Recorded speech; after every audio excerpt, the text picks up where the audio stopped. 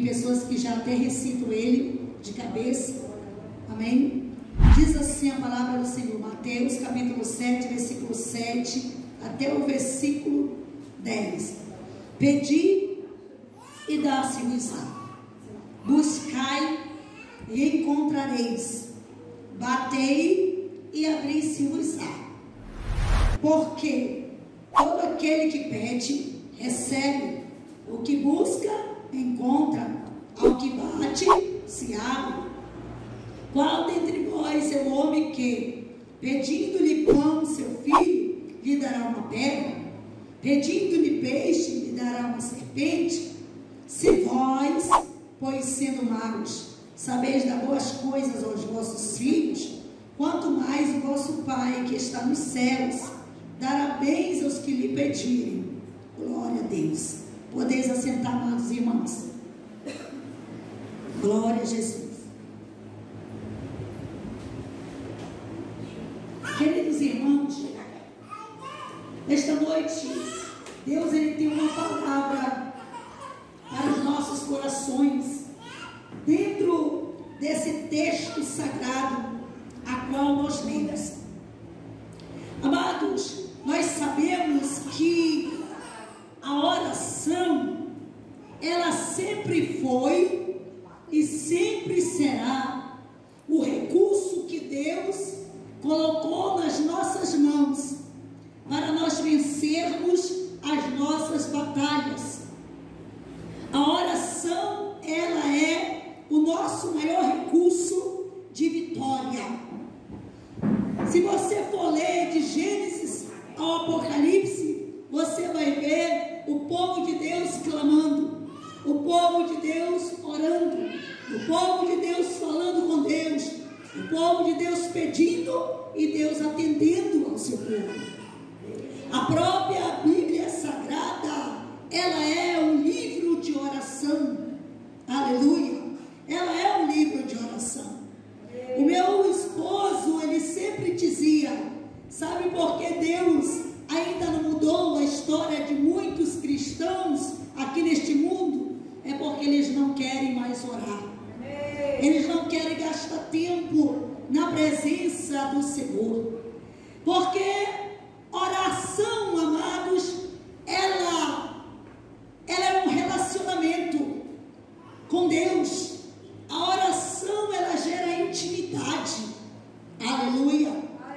Muitos de nós, às vezes só queremos orar, pastora, quando a situação se aperta, quando a gente vê o cerco fechado, pastor André, quando a situação fica difícil, quando o leite já está derramado, é nessas horas que nós vamos para o joelho, aí corremos para os templos, fazemos campanha, subimos montes, andamos até descalça, fazendo propósitos com Deus. Quando está tudo bem, quando está tudo em bonança, nem queremos saber de vir nos cultos, não viemos no círculo de oração, não temos tempo para orar. Só queremos orar no momento que a situação fica difícil. Mas eu quero dizer para a igreja do Senhor esta noite, você sabe qual é o momento que nós devemos orar? É no momento da bonança, é no momento que tudo está calmo. É esta hora que você tem que correr para os pés do Senhor. Aleluia. Você já percebeu que muitas das vezes a gente olha para o tempo, está aquele sol quente, o dia amanhece bonito, e de repente a gente olha de novo, meu Deus, olha as nuvens pesadas, o tempo muda, o tempo vira e começa a chover, os vendavais, a tempestade vem. Assim também é a vida do ser humano na terra. Ei, quando tiver tudo em bonança, é esta hora que você tem que estar nos pés do Senhor. Aleluia, porque a qualquer momento o tempo vai virar, a situação vai mudar. Aí quando o vento soprar, sabe o que é que vai acontecer? Você pode até ir lá embaixo, mas logo que passar a tempestade, você está de pé. Sabe por quê? Porque você tem força, você tem recurso em oração. Aleluia. Eu me lembro quando o apóstolo Paulo disse para Timóteo: que tem depósito com Deus, amados, diante da luta, diante da adversidade, ele não quebra, ele não desanima, porque ele tem depósito com Deus. E vai chegar aquele momento que você não vai ter nem palavra em oração. É por isso que você tem que orar antes das lutas virem, antes das tempestades, para quando chegar um momento difícil, que você não tiver força, mas você tem depósito.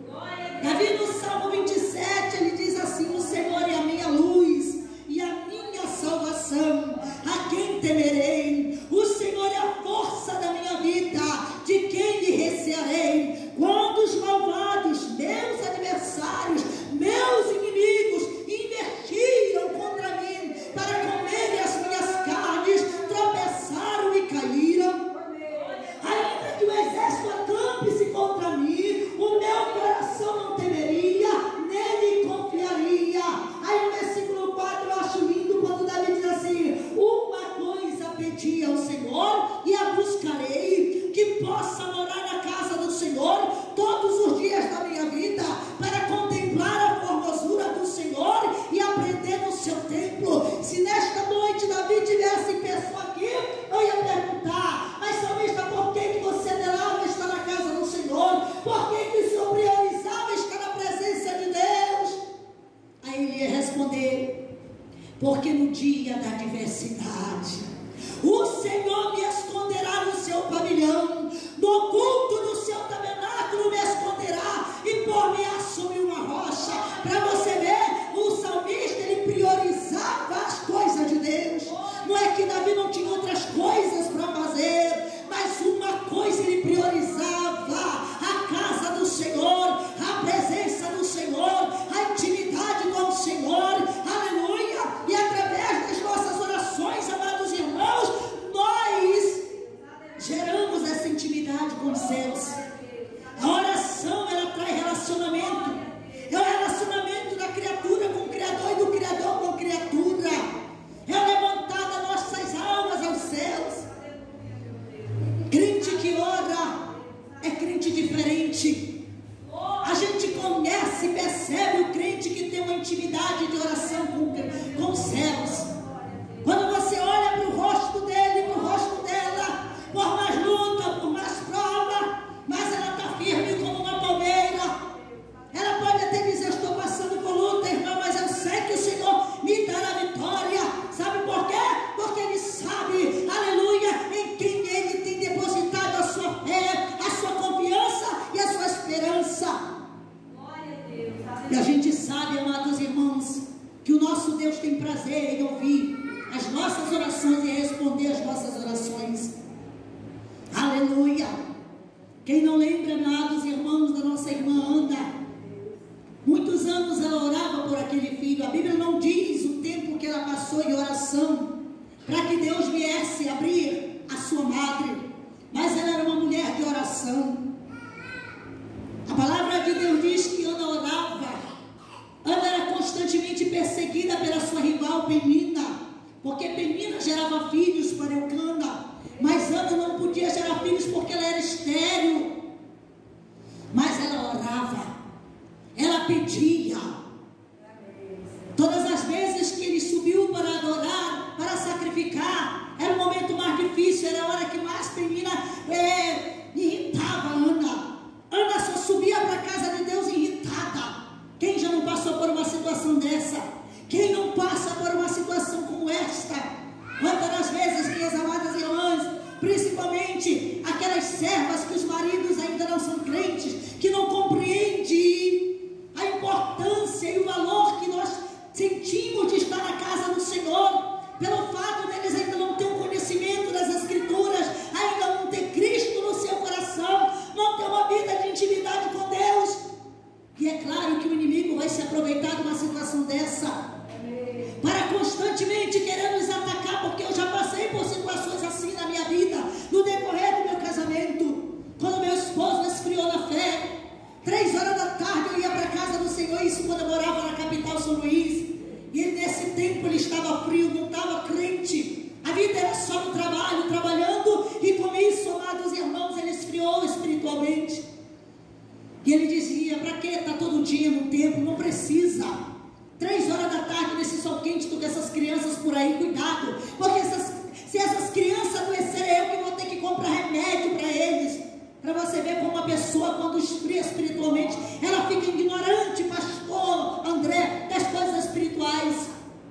Eu dizia, quem cuida de mim é o Senhor.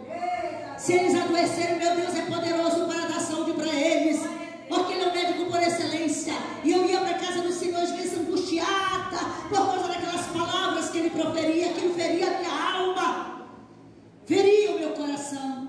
Mas eu ia para a casa do Senhor. Foram 7 anos, pastor André, desta batalha, até que um dia o Senhor me deu vitória.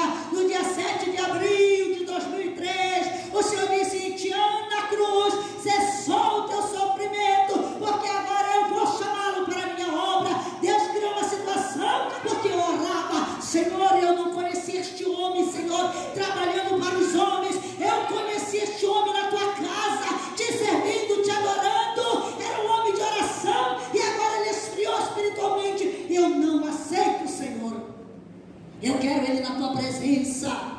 No dia 7 de abril de 2003, Deus cumpriu o propósito dele na minha vida. Resgatou meu esposo, ele saiu do trabalho e nós passamos a viver pela fé na presença do Senhor. Aleluia! Em 2010 o Senhor me chamou para a obra do Senhor, e de lá para cá nunca mais, amados irmãos, até hoje estamos firmes na presença do Senhor. Ele descansa na glória. Aleluia! Nós prosseguimos marchando na presença do Senhor, firme e forte. Sabe por quê? Porque a gente tem compromisso com Deus. A gente vê, o crente que é um crente de oração, ele vê os céus se abrirem, aleluia, para ele. Ana, queridos, ela subia mesmo angustiada, mas ela ia para a casa do Senhor. Não deixe de vir para a casa do Senhor, porque aconteceu um problema em casa. É nessa hora que você tem que vir mesmo. Venha buscar a presença de Deus. Não se desanime não, porque o diabo é estrategista em querer tirar as nossas forças, querer parar as nossas pernas espirituais. Não deixa não. Aleluia. Amados, a oração, ela sempre foi e sempre será o maior recurso de oração, aleluia, da igreja. Em toda a história da igreja primitiva, nós vamos ver que os nossos antepassados, eles passaram grandes perseguições. A história fala de 13 imperadores que perseguiram ferrenhamente a igreja, levando eles para as arenas dos leões, levando eles para morrerem crucificados. As mulheres eram colocadas como tochas acesas para iluminar o caminho dos viajantes. Quem estuda a história da igreja chora. Tem até um louvor que Mara Lima fez, a semente do sangue. Nós somos a semente deste sangue precioso, daqueles homens e mulheres que tiveram coragem de enfrentar os açoites, as arenas dos leões, mas eles não se dobravam, eles não negavam o nome do Senhor. Sabe por quê, queridos? Porque eles tinham um relacionamento com Deus, eles não tinham mais a sua vida por preciosa, mas o que era precioso para eles era Cristo Jesus. Será que nesta noite você pode dizer: eu não tenho mais prazer na minha vida, o meu prazer é Cristo, o meu prazer é Cristo, eu não tenho mais a minha vida por preciosa neste mundo, mas o meu prazer é o Senhor. Aleluia. Eu estou falando de oração, queridos, porque a oração, quando nós temos uma vida de oração, um relacionamento com Deus, o Senhor também, Ele tem uma intimidade conosco, isso vai gerando fé, confiança, fortalecimento, aleluia. Jesus, ele disse: buscai em primeiro lugar o reino de Deus e a sua justiça, e as demais coisas nos serão acrescentadas. Os dias que nós estamos vivendo, amados irmãos, a gente vê a correria frenética das pessoas, elas correm de um lado para outro, granjeando riquezas. Eu não estou dizendo que nós não temos que trabalhar, eu não estou dizendo que nós, amados, enquanto estivermos aqui nesse mundo, não temos que sair para trabalhar, para colocar o pão de cada dia para dentro da nossa casa, porque o trabalho dignifica o homem e a mulher, é bênção de Deus. Mas eu quero te dizer, saiba de uma coisa: nós estamos aqui só de passagem, nós somos peregrinos e forasteiros, aleluia. Cumpra os seus compromissos aqui na terra, mas não se esqueça que a qualquer momento nós voaremos, aleluia.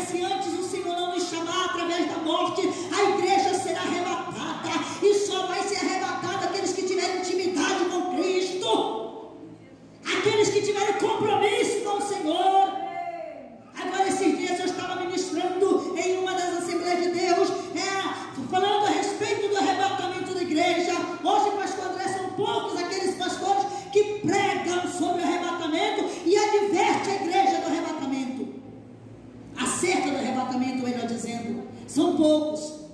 E eu estava ali ministrando e digo nesta noite para os amados irmãos que o Senhor Jesus, Ele não virá buscar uma igreja de qualquer jeito, não. Ele não vai levar uma igreja de qualquer jeito. Aleluia. Ele virá buscar uma igreja que é uma noiva pura. E ali eu apresentava, à luz das Escrituras Sagradas, 7 características ou 7 qualidades que tem a igreja do arrebatamento. A igreja do arrebatamento é uma noiva pura, que não se contamina. O sacerdote no Antigo Testamento, ele podia, pastor André, se casar com uma moça que não fosse virgem. Jesus é o nosso sumo sacerdote.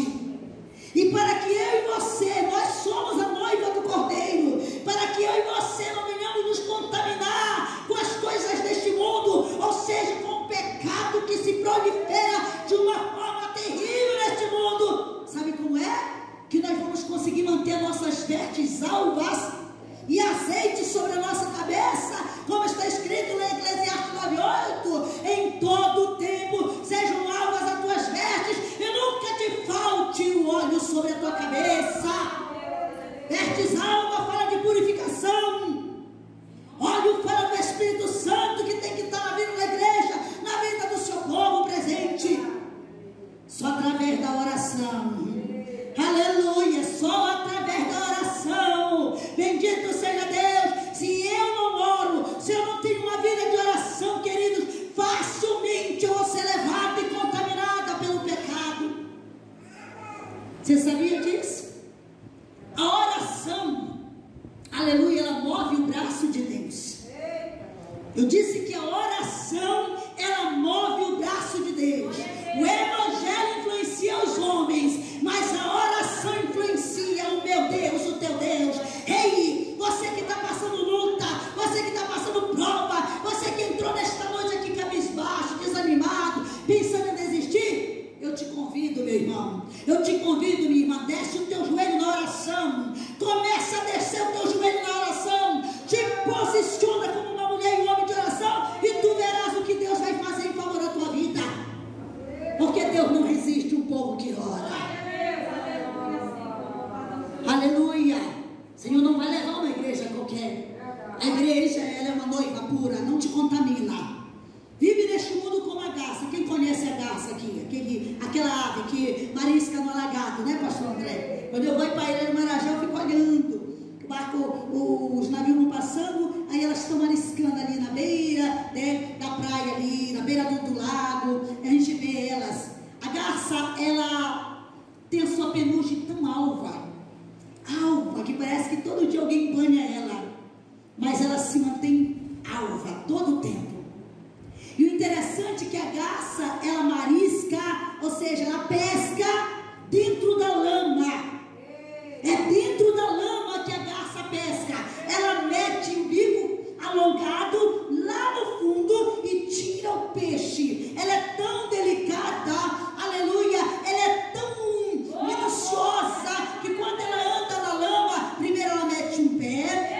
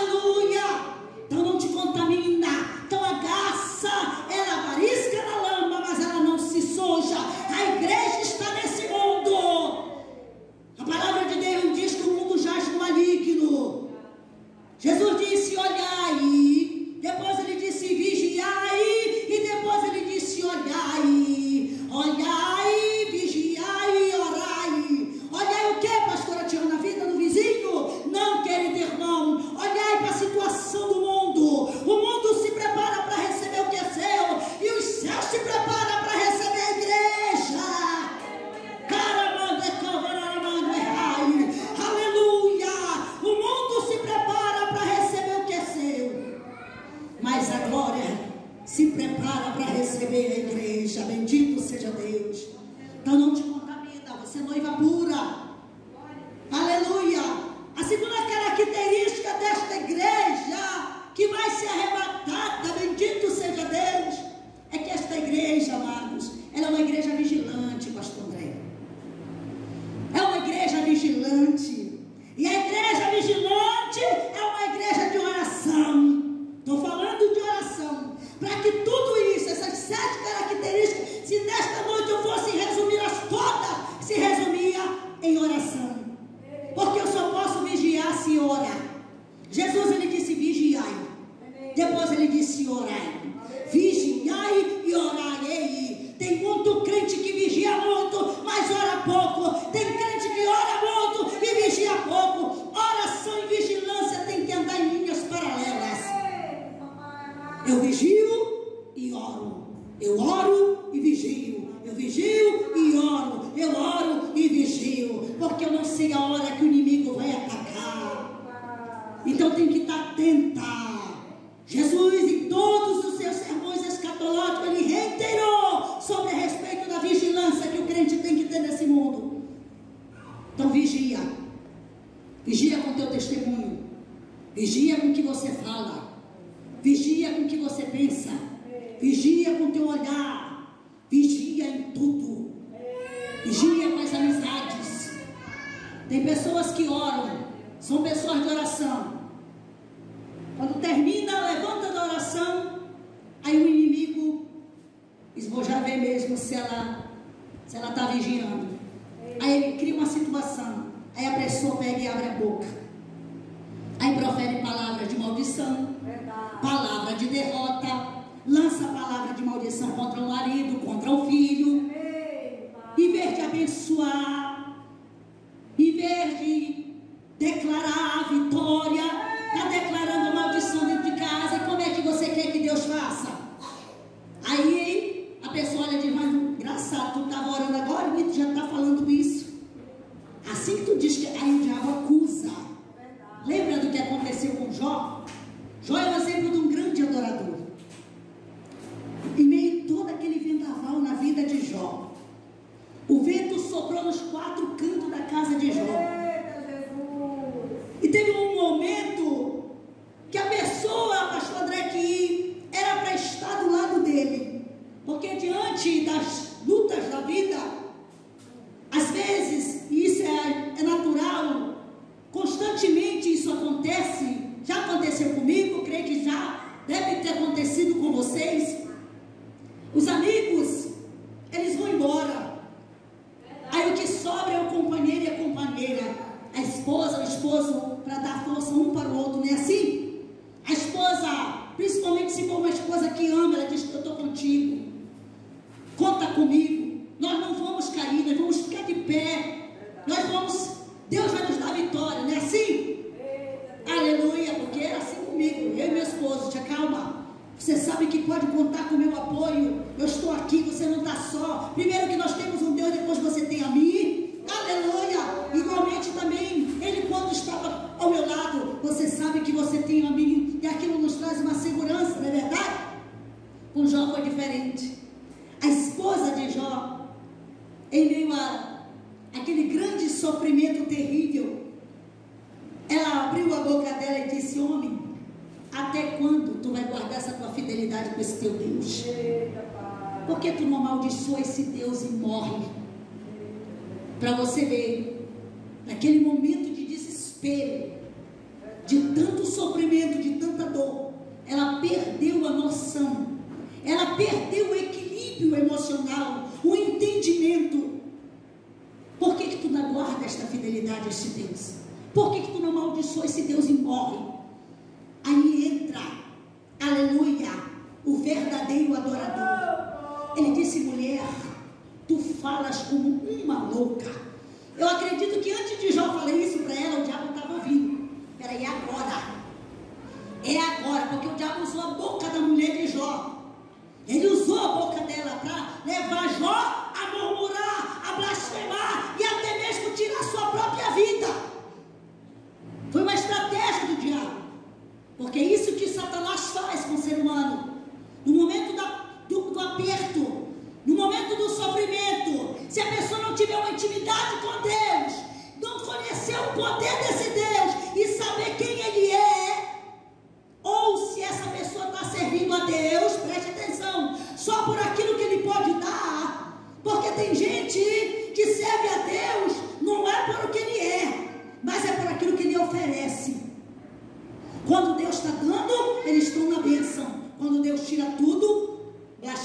contra Deus. Eu sirvo a Deus. Ai, de camarri, açúcar e corranai. Ricalamande, recasturemandai. Eu sirvo a Deus por aquilo que Ele é. Ele é o Senhor. Ele é o dono de tudo. Davi disse: do Senhor é a terra, a sua plenitude, o mundo e todos os que neles habitam. Ele é o Senhor da glória. Ele é Deus. Ele é Deus. Independente dele me dar alguma coisa ou não, eu vou continuar servindo, porque Ele é o Senhor. Aleluia, Ele é o Senhor. Jó olha para ela e diz: tu falas como uma louca. Deus me deu, Deus tomou. Louvado seja o nome do Senhor. Eu sei que o meu Redentor vive, e por fim Ele se levantará sobre a terra. Aleluia. Isso é uma convicção de um verdadeiro adorador, meus amados irmãos, que não serve a Deus pelos bens que tem, que não ama a Deus só porque Ele tem alguma coisa, que não tem apego a nada. Foram 10 filhos que Jó perdeu, 10 filhos ele enterrou, mas ele não ousou blasfemar contra este Deus. Isso é convicção do verdadeiro adorador, e só pode falar isso quem tem relacionamento com Deus. Aleluia. Quantos foram aqueles nesta pandemia que blasfemaram de Deus, abandonaram a casa do Senhor porque perderam um filho, perderam o marido, perderam entes queridos? Eu também perdi. Não é fácil, meus irmãos, mas é nessas horas, queridos, que nós somos provados. É nesta hora que a gente vê quem tem relacionamento com Deus e quem não tem. Até crentes mesmo. Eu conheço muitas irmãs que se afastaram. Deus não ouviu a minha oração, irmão. Deus parece que ficou surdo para mim. É vontade de olhar: quem és tu para falar assim do meu Senhor? Ele sempre ouve a oração, Ele sempre está dentro. Isso foi uma colheita de Deus. Aleluia, uma colheita de Deus. Bendito seja o nome do Senhor. Por esses dias, a minha filha teve um sonho interessante, pastor André Nava. Ela disse que víamos em uma parada de um trem. De repente ela olhava, aleluia, estava ali o meu esposo, o pastor Antônio. Ele vinha naquele trem. E ela dizia: olha mãe, o pai chegou. Aí o maquinista descia, ele descia junto com o maquinista, e o maquinista dizia: não, nesse trem agora só vai ele. Aleluia. Vocês vão no próximo trem, e vocês vão no próximo trem, e quando chegar lá, todo mundo vai ficar junto. Bendito seja Deus. Vocês não vão nesse trem ainda. E aí ele se tornava a subir no trem, e o trem partia. Ele dizia: mãe, só no outro trem que nós vamos. Ele ia no primeiro trem. Eu entendi. O próximo trem, sabe qual é? É um arrebatamento da igreja, porque eu creio, amados, aleluia, que não precederemos os que dormem, mas ao ressoar a trombeta de Deus, os mortos ressuscitarão primeiro, depois nós, os que tivermos vivos, seremos arrebatados juntamente com eles nas nuvens, para estarmos para sempre com o Senhor. Isso acalma o nosso coração, pastor André. Sei que o Senhor perdeu recentemente a senhora, sua mãe, uma mulher de Deus, mulher de oração, mas logo logo estaremos todos juntos para a glória de Deus Pai. E o apóstolo Paulo diz: consolai-vos uns aos outros com estas palavras. E só vai ver quem tiver intimidade com oração, quem tiver em constante oração, intimidade com os céus. Crente que não tem relacionamento na oração é crente fraco, amados. Facilmente cai. Nesse texto que nós vemos Jesus falando: pedi e dá-se-vos-á, buscai e achareis, batei e abrir-se-vos-á, porque todo aquele que pede recebe, o que busca encontra, a quem bate se abre. Nós vemos aqui um relacionamento através da oração. Pedir, queridos, nós devemos pedir todos os dias para o nosso Pai. Pedir que Ele nos fortaleça, pedir que Ele nos ajude, pedir que Ele abra as portas, porque Ele quer. Ele também quer abençoar seu povo. João 16:24, Jesus disse: até agora nada pedistes em meu nome, pedi e recebereis, para que a vossa alegria se cumpra. E como é que eu vou pedir? Através da oração. Se eu não orar, não tem como. Tem crente que não ora. mas quer que Deus dê. Deus, Ele sabe, Ele conhece a tua necessidade, mas Ele quer ouvir a tua voz todos os dias, falando com Ele. Isso é relacionamento. Então, se você ainda não tem a sua vitória, se você ainda não recebeu nada, é porque está faltando pedir. Então, vai pedindo, vai falando com o Pai. Bendito seja Deus. Tiago, capítulo 4, versículo 2, o apóstolo Tiago escreve